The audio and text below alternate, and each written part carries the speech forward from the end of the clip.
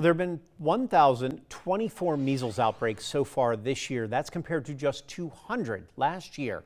4 of those cases in Georgia, and many of those doctors are worried that number could rise significantly.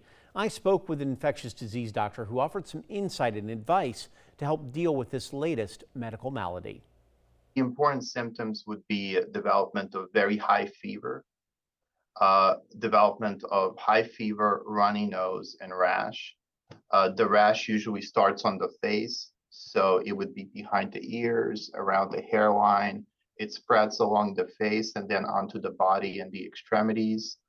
The fevers tend to start first, and then the rash develops. 13% of people in the current outbreak have had to be hospitalized. So that's a fairly significant number. Most of the folks who end up with severe complications in the ICU, needing hospital care, are of the unvaccinated cohort. 96% of folks who became ill are unvaccinated.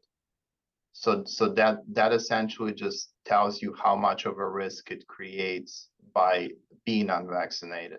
Currently, vaccination rates in schools and kindergartens across the country are lower than they were at that time. Around 2019, there was something like a 95% vaccination rate among school-age kids. Now it's closer to 92%.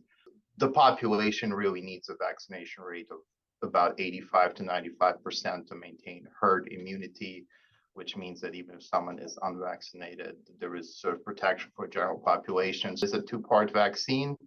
Even if someone is unvaccinated, within 72 hours of exposure to someone with measles, they can still get the vaccine. For most folks, once they get the 2-part vaccine, they have immunity for the rest of their life.